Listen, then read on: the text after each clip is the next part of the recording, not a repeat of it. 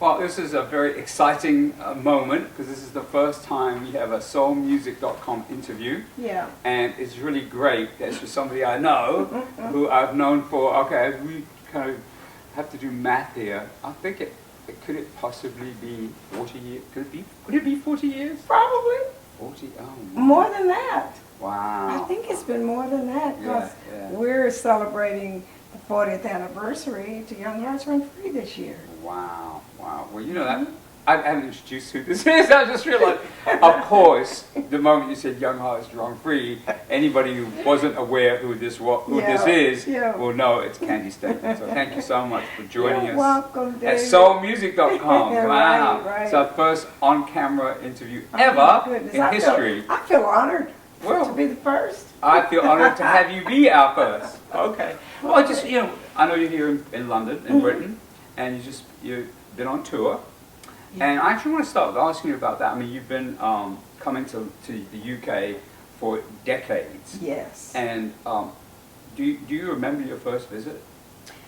Oh my goodness. It was way, way back when, I think it was Stand By Your Man, Okay. when I first came over. Yes. But they really didn't know me that well. Okay. And so I was like just the beginning of them. Okay. I was just a young person, Yes. with a one-hit record, Okay. one-hit wonder. They used to call us one-hit wonders. And I came over and I did a few shows. Yeah. And then I didn't come back for many, many years. Okay. I'm not even sure if I came back when Young Hearts Run Free was out. I think so. You think I came over? I think you came and did at least. It's been so long. You probably did at least Top of the Pops. I did. I knew you'd have to Yes, have done that. I did twice. Yeah, of course. I did it Yeah, you twice. would have had to have done that. Yeah. And then at Best Disco in Town, I started doing the best. They had me over doing the Best Disco in Town. Yeah. And then I didn't come back for many years because I had my own television show. Yes. It's called Say Yes over in America. Yeah, of yeah, course, yeah. I had a television show for 25 years, so I didn't need to go anywhere. I was always so busy there Sure, in sure, America. sure. So the next time I came over, I think it was when You Got the Love hit, Yes. and I didn't even know it was out. Wow. I had no idea it was, it was even whatever happened again because I did it in '86. And then it came out again in 90-something? Yeah, well, it was recorded in '86. Yeah. And it lay dormant for 10 years. Nobody picked it up. We went to every radio station in America trying to get the song on, and they weren't interested. And one of the guys from the company that I did it with, brought it just my vocal, no music, Yeah. just the dry vocal, Yeah. and put it on a track that they were dancing to, and they just tried something out. Okay. And everybody rushed to the DJ stand and asked them who was that. Yeah. And they wanted it, and so they went and made a few records, Uh-huh. and they sold them for an enormous price. And they were gone in one day, and they said, we got something. Wow. So they mass produced it.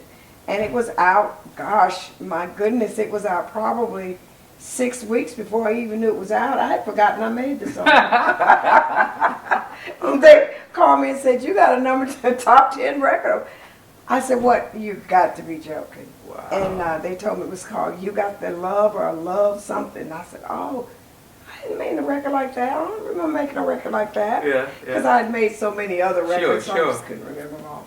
But finally, I came over for that, and I've been coming ever since. Yeah, so you've been a regular visitor Yeah. to the UK for... And I love it, David. Oh, okay, good. I love Good. it. I love coming here.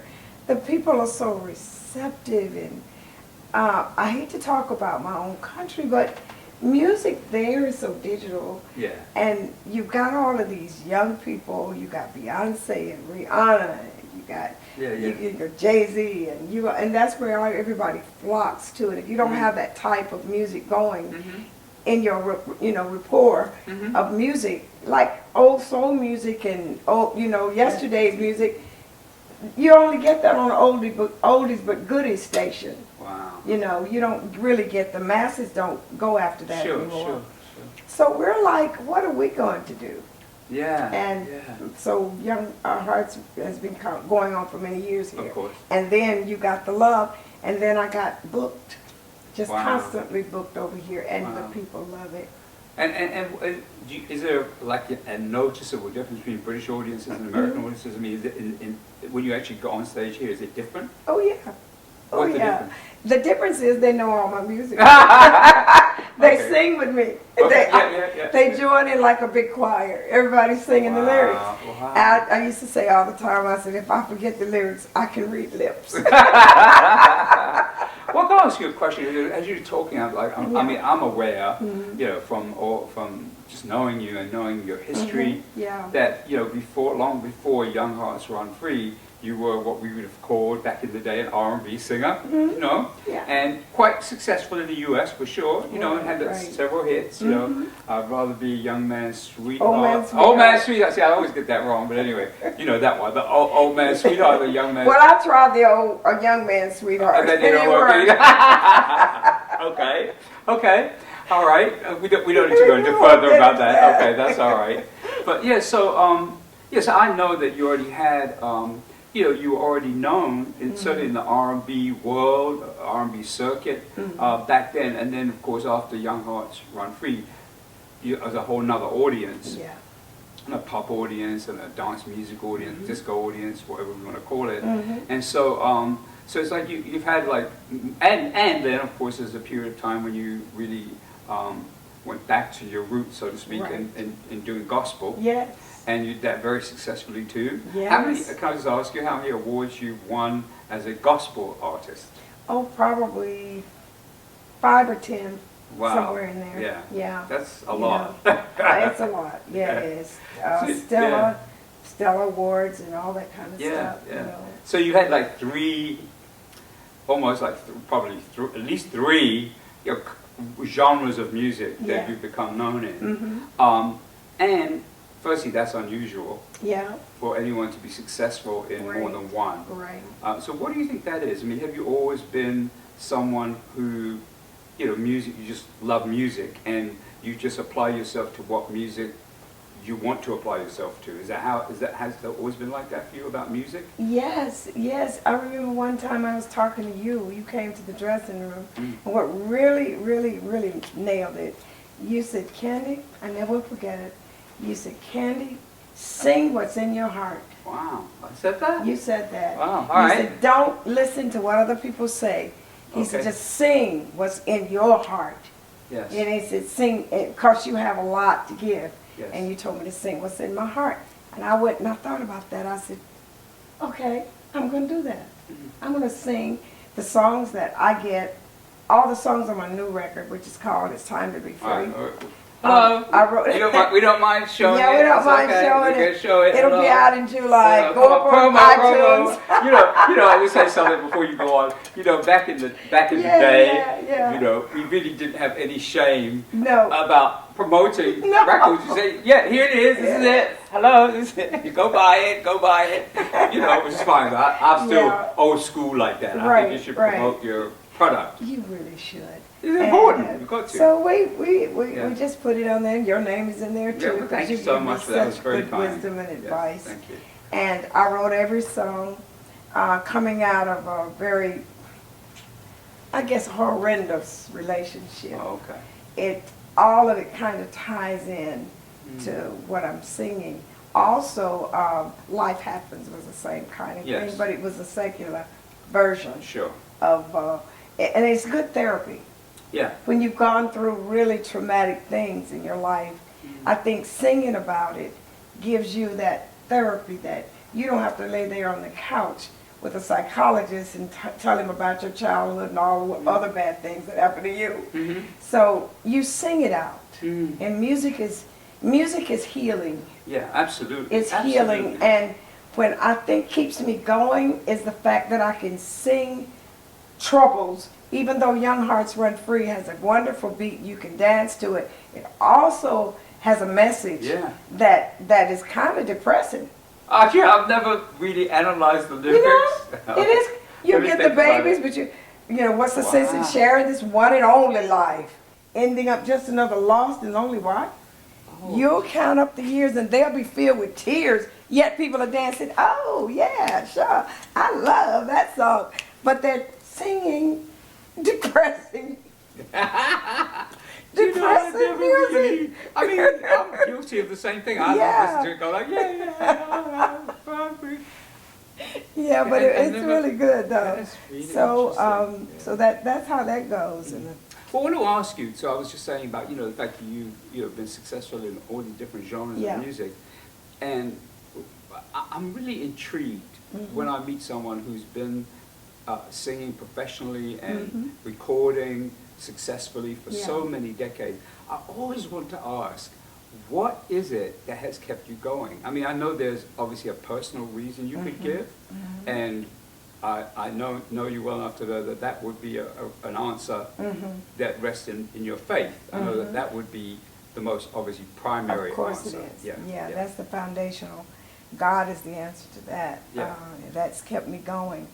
But my inspiration. What what's kept you going in the business? That's it was not my an easy children. business. I'm a single mom. Okay. And I only finished high school. I took my music for granted. I took my vocals for granted because when you're born with the talent, you're kind of like, oh well, it's just something I do. But when it comes down, the push comes to a shove, as we say in America. Yeah, of course. And you got to feed your kids. You got to give them a place to live. Yeah. And here you go, and you start singing, and people like it. And then all of a sudden, you get a break. You get introduced to Rick Hall. And Muscle Shoals, and we do 3 songs. And the first night I met him, and then it comes out on Capitol Records. And my first, I'd Rather Been an Old Man Sweetheart sells 750,000 records, just like that, because they thought I was Aretha. You ever told her that? Yeah, I told her that. The song was actually written for her. You're joking? Yeah. Really? I just happened to be in the right place at the right time. Wow. And it was written by the late George Jackson. Yeah. And he had it for Aretha, and he said, I wonder, can you sing this? And I sung it. I sung it too. And we went in that studio. He woke every musician up in Muscle Shoals that he could think of to come and play this music. I found a singer because Etta James had just left him. He was looking for a female artist. So I did that song, and the rest is history. Wow. And I was able to provide for my kids, and they kept me going. I had to send them to school, had to buy all their clothes, had to buy everything for them, their books, send them to college, the ones that wanted to go. Music, whatever they wanted to do, I was always there. So I had to be a mother. So I celebrate, this may be funny to you, David, I celebrate Mother's Day and Father's Day. Good. The mother and the father. Well, I gotcha. So it was really like necessity. Yes, it was out of pure necessity. Wow. It was something I was pushed into, not something that I craved or wanted to do. It was because, okay, I can do this, and I'm going to do this because this is going to make me a living. It's going to help my kids. It's going to send them to school. It's going to keep a roof over our heads. So regardless of what comes or goes, tenacity, I had that push, that drive to live, that drive to do everything. You couldn't stop me. I was unstoppable. Well, you still are. Yeah, well. You are. I mean, how do I know that? It's because you're sitting here and you just did, 5 shows in different parts of the UK. You do London show tomorrow night. And I mean, that tenacity. So actually, probably you've answered the question in that one word. Right. Because you haven't stopped, you haven't given up, even in the face and don't plan to. Yeah. Well, all right. Okay. All right. Don't Okay. Good. As long as I'm Me neither. I'm right there with you. I'm telling you. Yeah. And it's all in your mind. People wondering, well, you're 76 years old. Why are you still out here singing? And why aren't you? Well, I'd say I didn't know that. Yeah, well, I am. Okay. And I've got grown children. He's one of them. My son's over there, and he can prove it. Okay, yes. But I started young. I started at 19. Had my first child at 19. Yeah. And I'm out here on the road, and it's the mindset. Yes. People have to understand the mind is the one that keeps you young or keeps you old. I've got friends right now that tells me, I don't guess you know how old you are. I said, well, I guess I do. But when are you going to sit down and just act your age? I said, I'm acting my age.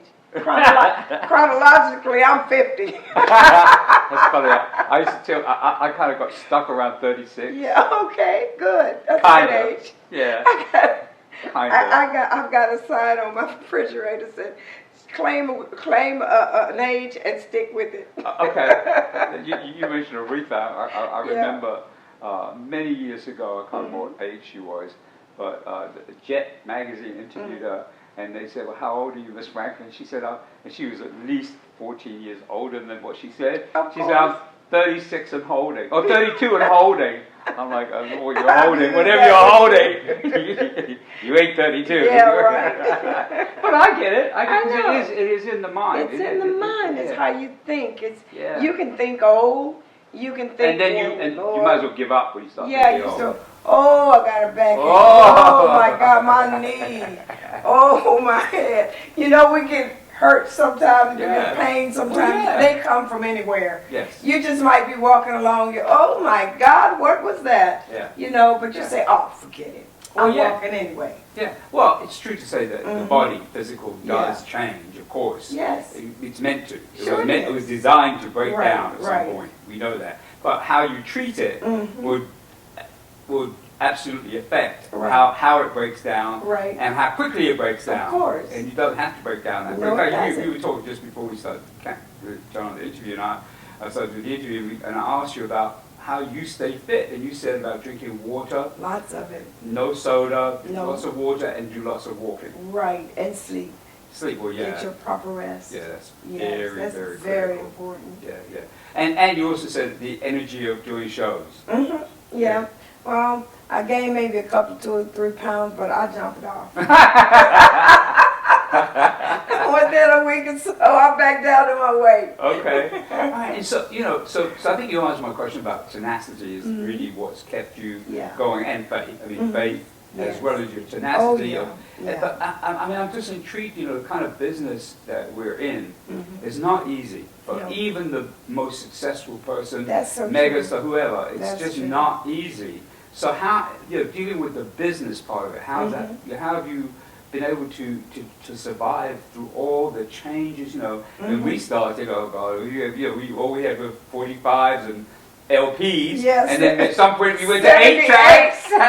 Well, except you remember the 78? Well, yeah, I do. 8 tracks, we had 8 tracks. The people, when you talk to people, they're like, what's an 8 track? 8 tracks, what was that? The thing you put in your car, if you had a car. 8 tracks. You put all the music on 4 tracks, including the vocals. Yeah. Oh, you mean recording? Yeah. You all stood in the room together, and right in the middle was a mic, and everybody else was around playing. Yeah. And if one person made a mistake, you had to do it all over again because you couldn't punch them in. No punch-ins. No punch-ins. And it certainly wasn't auto, whatever they call it. Auto-tune. Auto-tune. You better sing. You better sing. Or people can get away with a lot these days that they couldn't get away. We would get beer bottles thrown at us in the chitlin circuit. Are you serious? Yes, I'm serious. I remember one time the organ player had the duck. He was playing something and they had gotten drunk. You know about the chitlin circuit, right? Yeah, I never went on it, but I know about it. I got a chapter of that in my book. Wow. My book is coming out in October. Oh, good. What's it called? Young Hearts Run Free. Good. It's my autobiography. Yes. It's coming out in in October, probably before the 2016. I get it right. I gotcha. Right. It's over. It'll be out, and it's so David. Wow. And now this is your second. You've written more than one book, haven't you? I wrote a small book. Okay, so this is your full. This is I tell all. This is the okay. Tell all. Oh wow. Is there anyone you have to worry about suing you? No, because it's true, and I've got witnesses. This is my story. This is tell your side of the story. If you want to write a book, go and tell on me. Yeah. Whatever you want to write. But this is my side of the story, and this is true. Yeah. I don't write lies. Good. Well, everything is going to be the truth. Some of them might deny it. Well, of course, you know that. She's lying on me. I didn't do that. Oh, I got people that were there, that saw it, that would testify under oath. Yes. Well, you know, I have a couple of stories like that Yeah. myself. You know, at some point I'm going to do. I've been working on some version of my memoirs, not my autobiography, my Do memoirs. it, David. Yeah, the thing is, but there are a couple of things I have to be careful because people are not alive anymore, Yeah. and they can't say it's not true. Right. But I know. But again, I also have witnesses. Yeah. So, and there's one in particular that's a little sensitive because it involves someone who switched from being, I'm going to kind of, what you call I this? think I know who you're talking about. Someone who was originally secular and then became non-secular. Mm-hmm. And that's a funny story about this particular individual. Yeah. And I know that when this person reads, if I actually put this in there, they'll say, no, that's absolutely not true. Right. But it was true, and we had a photographer there. Right. Fortunately, the photographer didn't take any photographs, which is good. Yeah. Because, but you know, there's things like that, and, and Yeah. I thought about it, I said, well, do I really want to tell that? Because, you know, I mean, nothing bad happened, but what got said. It's your truth. Well, and it is, and I was It's there, and the your person truth. was there, the photographer was there, And, so, and that's what sells books when you tell the That's whole true. story. Well, I can't wait to read I it. call names. Oh. I call exactly what they did. Okay, I'm calling you did it. Well, yeah, if you You did did it to me. and you can't say you didn't. And you can't say you didn't do it. Yeah. So I'm telling Well, I'm excited about that. Yeah. You write it by yourself? Yep. You actually wrote the whole thing by Yep. yourself? I have a publisher. His name is Sherm Smith, and he's with Heritage Builders. Yes. Publishing company out of LA. They just did the book on Rick Hall. Okay. Oh, okay. And that's how I met And you him. yeah. I was at one of the Rick Hall, they were doing something with CBS. Yes. And he wanted me on the interview with him. Yeah. So I came up and Sherman Smith was there, Mhm. and he says, I want to do a book on you. Wow. I said, you got it. Okay. I've been looking for somebody like you to do a book on me. I tried writing my own book, and it just wasn't quite, wasn't gelling. Right. And he's had himself, he's an author. Okay. So he's had a New York #1 bestseller himself. So he knows how to put the literary stuff together to make it really read. Vivid. And then he doesn't take my personality out of it. Good. That's the Now, thing see, I that's like the thing about that's it. very tricky Yeah. because when someone writes with Right. you Yes. in any way, Mm-hmm. to keep the voice of the person Right. is You got very challenging. It's very challenging. Because you're not that person. Right. You're the person writing with them, and you've got to make sure their voice is heard because it's their book. Because Rick Hall told me that he had someone else to write the book, help him write the book. And when he got his first draft back, he was like, That's not me. who in the world are they talking about? This is not me. Just cut them. Just not change Yep. the battery. Okay, no problem. Want to have a cut? How are we doing with time? We're 20 to 11. Oh, okay, it's got 20 minutes. Yeah, sure. Oh, we're that's doing fine. well. Yes, we are. We're going to talk a little bit more about this. Okay. And I also want to talk about your studio and the investment in studio. Yeah. I think that's really interesting. Yeah, it And it is. will probably be good for other people to It hear will. about that. Mm-hmm. Yeah, because I don't think many people have done that. Yep. They do it all the time in America, though. Yeah, It's, well, really. It's common. It's quite common? It's Really? very common, yeah. Well, most of, and I'm thinking about, it's interesting, but actually I don't know. Okay. Sorry, David. Ready to roll? Getting through?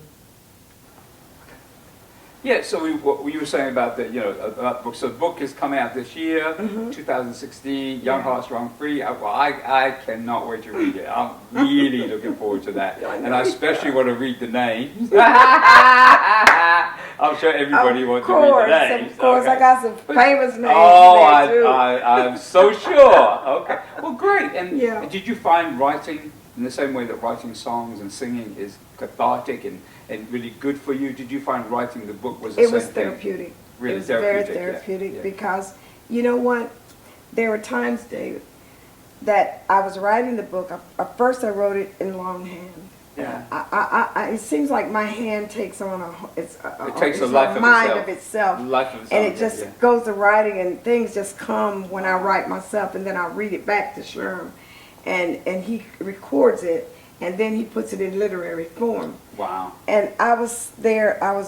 It was one incident where one of my exes, we were doing a show. This is just an excerpt in Las Vegas with Ray Charles. I was in Las Vegas with Ray Charles, And he got angry at me. He was very, very abusive, very abusive. And he couldn't find me one night. And then I finally walked out of the auditorium because I hadn't seen Ray's show. I'd always spent time in the dressing room with Ray talking to him all night until we did the show. And then I said, I'm just going to watch his show tonight. So I just got hidden in the audience. He was looking for me, and he'd already been drinking, and he was probably high on something. But he, when he came up, where were you? And I said, I was in there watching Ray. He says, let's go upstairs. And I went upstairs with him, and he pushed me on the elevator, took me all the way up to the 20th plus floor, and he pulled a gun on me. Oh, no. He pulled a gun on me, and he says, I'm going to kill you tonight. You don't embarrass me like this. You saw me looking for you. I said, well, I wasn't going to say call your name because he was doing a show. It wouldn't have been respectful. And so he says, I'm tired. I'm just, he went to cussing and going on. And then he said, I know what I'm going to do. I know what I'm going to do. I ain't going to shoot you. It'll make too much noise. I'll tell you what I'm going to do. He picked me up, and there was a balcony. Oh, no. Right out from my suite. And he picked me up and put me in his arms like this. He was a big guy. And held me over the balcony. Oh! And said, if you even cough, I'm going to drop you. That would have been like 22 floors. I would have been like a scrambled egg by the time I reached the cement. And I'm standing there, I'm lying there, I am like shaking. I'm like, what in the world am I going to do? Oh, Jesus, what am I going? I'm getting ready to die. That's what I was thinking. And then I just got to thinking. I said, I got to think of something. I said, Lord, you got to help me. And then I said, Jimmy, have you ever thought about where you are? He said, what are you talking about? Where? I said, this place is mafia owned. Yeah. I said, and I'm on the billboard outside. Can you imagine the papers in the morning saying Candi Staton was thrown from the balcony of her hotel room by her husband? And you got to get out of Vegas, and you won't make it. That was smart, wasn't it? Yeah. I don't know how your mind... Pull me in. He said, no, I better not do that. And I was so exhausted. I just went, at that point, I had no feelings. I was like numb. I was just numb. I didn't even care anymore. I just went and got me a couple of pillows, laid on the bed. He pulled the gun out again. He put it to my head. I said, well, Jimmy, just shoot me. I said, my life ain't worth living no way. Just go and get it over with. You gonna shoot me, shoot me. Just get it over with. And do you know I went to sleep? And all that chaos, I just was so exhausted I fell asleep. When I woke up, he wasn't there anymore. And he was gone. And I got up, it was about 8 o'clock the next morning. And I took a shower, I ordered breakfast, and I heard the key open and he came in as though nothing ever happened. What? Yes. Hey, why didn't you order me some breakfast? What? Oh, hi. How you doing today? You look cute today. Why didn't you order me some breakfast? I was like, you are crazy. Yeah. You are nuts. Yeah. And so I said, I got to get rid of you really quick before I lose my life. You're not killing me. So that's just an excerpt of some of the stories in that book. Well, I'll ask you two things. First, when you were writing it, did you have to relive it? I cried. Of course. I was lying there that morning, and I was writing. It was early. And I said, how in the world did I take this? Yeah.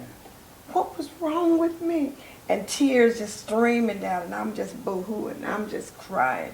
And I finished that when I was at my daughter's house. And she walked in and she said, Mom, what you crying for? I said, I just wrote about Jimmy. I just wrote this chapter. And I said, that's just horrible. How can anybody live like that? And so she said, you need to quit writing. She said, if that's going to take that kind of effect on you, you just need to quit writing for a while. I said, no, I can't do that, Sanders. I got to get it out. I thought I got it out. I thought I'd gone. I thought I'd forgiven him. But I realized I hadn't. I hated him that morning. Yeah. And then I had to forgive everybody. Yeah. You know, eventually you will. You'll have to forgive. Wow. But that's just an excerpt of the book. Wow, wow. Well, the next thing that occurred to me as you were telling the story is what a great film it would be. Wouldn't it be a great one? Well, yeah. Mm. Yeah. Well, let's have it be a best-selling book, Yes. and then let's have someone turn it into a film. Into a movie? Because that's like, Oh, that's just one of them. okay. I got 3 more. Okay. Worse than that. Worse? Yeah. The beat, Yeah, the beat. well, that's probably the worst, Right. but I got some, you know, almost on that same level. Wow. You know, every time. I mean, I've been. Well, you mentioned that this album, Time to Be Free, is a reflection of something you've been through yourself. Right. So a couple of things I want to give you an opportunity to talk about it because you know, like I say, old school, we promote, we promote, Yeah. right, promote. So just share with us a little bit about the album. One thing before you do that is you mentioned to me, and I asked you where you recorded it, and you mentioned having your own home studio, and with your son, and I just really. I think that's so amazing. You just say a little bit about how you decided you decided at some point to do that. Can you say a little Well, bit actually, about that? Marcus came up with the idea. Okay. He's very he's a techno genius almost. Techno genius, okay, Yeah, all right. he Is he loves blushing? He's in the room. We're just looking to see if he's blushing. He's not blushing. So he came It's up okay. and he was saying, he said to me one day, he said, Mom, why don't we just take the money that we're spending on other people's studio and invest in our own? And we can buy certain, things. Sure. Equipment, boards, and Yeah. and all that stuff that goes into studios. We can buy it ourselves, and I can read and learn. He learned. He self-taught himself, and now he does it. He's an expert at it. He's amazing. And how long have you had the studio now? Oh, about since in the 90s. Wow. Yeah. And have you recorded everything there? Yeah, pretty much. Amazing. Yeah. And Yeah. so I think I think before we turned on, we started rolling tape, but it's not really tape anymore. But before we started the interview, I asked you about whether you go from your living room into the studio, and we were joking about you don't quite do that. And then I think I was saying if you did that, you spend all day there. I would. It would never go anywhere. I would. But I live about 40 minutes from the studio. Well, talk to us a little bit about the music, what people can Let me expect just to see hear. this. The one. Well, first one is called "Stand Up, Shout Out, Hallelujah." It's house beat. It's kind of like what do you call it? You Got the Love. Yeah. Type Yeah. stuff. Yeah. And the next one is You Got the Love. Marcus has mixed. He mixed this one. Okay. Everybody else has mixed it, so we decided to mix Might as our well own. Yeah. So, and then there's another song on here called "Whatever You Don't Master Will Master You," Wow. and that's the subject within itself. That'll Yes, preach. it is, isn't it? That sounds like a whole other book, It by the way. is. Yes. It'll master you. So it's about drugs and all that kind of stuff that people get involved with, and they can't seem to deal with it. Get so through it, yeah. that's a good one. And then I got another one. It's a calypso type of nice. Nice Like irony, reggae kind of. reggae type of song yeah. called. Some call it Mercy. Okay. But I call it Grace. And then the title cut is "It's Time to Be Free." So that one is it's more like it's just a funk type of straightforward nice song. So it's time to be free. And then another one, Marcus came up with this with the track for this one. Yes. It's called "It Makes Me Want to Holler." All right. It makes me want to holler because there's so many things in the world that's going on that I can't do anything about. Yes. I can't change the laws. Right. People are killing each other. Yeah. Terrorists is out there. Everything. You don't ever know what's going to happen tomorrow, and you can't do anything but holler. We call it just holler. I think somebody somebody else had a song out that's had holler in it. Well, Marvin Gaye. Marvin Gaye, makes me want to holler. Throw out both my hands. Throw up my hands. The Inner City Blues. Right. It's Your Season. It's in there. It's kind of like a disco type of. This is a song to God I wrote. Personal. This is so personal. I love you more today than I did yesterday, and I love you more tomorrow. That's that song. It has a really nice beat. Cleaning out my closet, kind of funny, you know. I'm getting rid of everything. Everything that's not like God has got to go. Okay. So, and then I'd have a song dedicated to Martin Luther King, I Have a Dream. Did you ever meet him? No, I never met him in person. Put It Back. It's an old gospel type, you know, Yes, yes, quartet type song there, Yes. and I made it this far.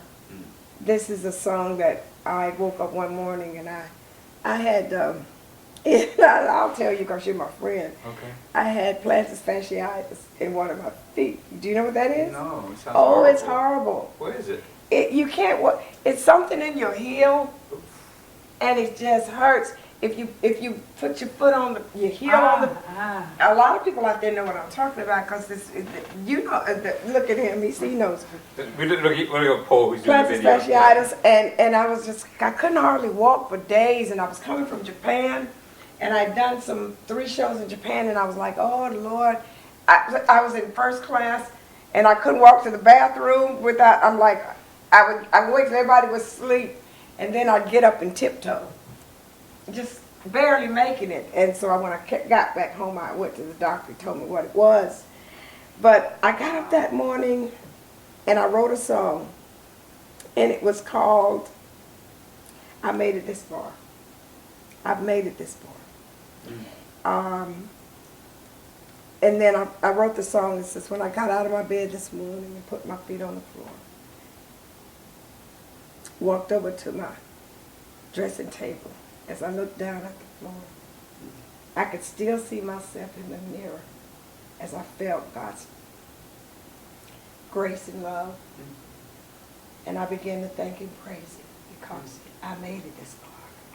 And it's a beautiful old ballad type of gospel. Wow. And you'll love it. If you Good. love gospel, you'll love it. Good. Can't You Hear Him Calling? This is kind of like a person that's nearing the end of their lives.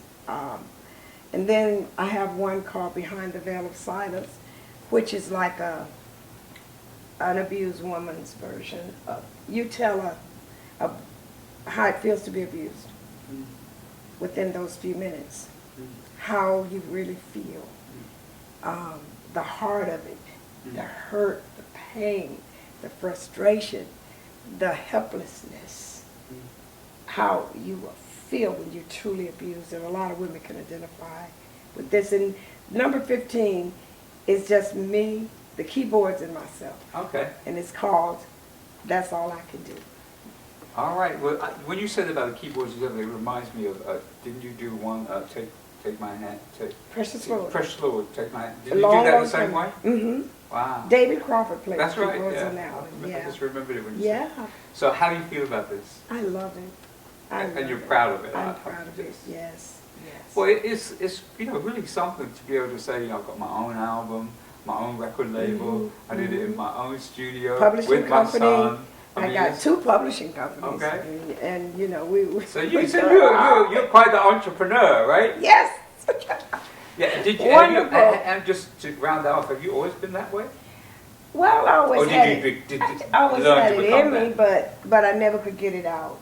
Okay. And what? Because there were other people telling me Sure, what to do. sure. There were management, you Sure. got to sing this way, or Go do there was this or producers telling me I had to sing that way, or they had my whole life figured Mapped out. Yeah. This is where you're going, this is what you're going to do, this is what you're going to wear, this yeah. is how you're going to look, this is how you're going to act, all of that stuff, trying to create an image. And now I threw the image out the window. I'm just me. Good. All right, it's Just working. being myself. All right, I Yeah. love it. Candi, it's just really brilliant. It's brilliant. I love that you're here in the UK. I love that you got a new record out. Right. I love that you keep going. You're like the Energizer Bunny. Yeah. Well, you're the soulful Energizer All Bunny. right now. And is there anything you want to say just to finish off our interview? I just enjoy talking to you. Yeah. You've been such a friend to me for all these years, and you give me nothing but wisdom, and you tell me a lot about the music industry, and we can talk Yeah. about things because we have so much in common. True. And I love you so much, and I love the fans out there that have been buying my records, that kept me afloat. Yes. When the other people in my country would like kicked us to the curb, Europe and the UK picked me up, and they began to buy records and they began to support me, and I just love you so much. When I get on that stage and say I love you, I really It's do really genuine. mean it. I mean it from my heart. I do love you. All right. Well, it's just been really great. Mhm. This is my first on-camera interview. All right. I feel a little shy. Ah, Not really. no, That's no, a you're lie. not. I'm not shy. No, you're A not. lie. Not supposed to tell lies on camera. But no, it's been really great. Yeah. And it just, I realize how, by doing this, we really are giving people opportunity to see when two people get together as friends and just talk about Yeah. music, about Yeah. life. It's a different kind of, it's very different from doing like a interview. Right, It's yes. been more like a great Yeah, conversation. it's So just a thank you so conversation. much for You're welcome. being here, taking time today. Anytime. I know you're off to the BBC. Yeah.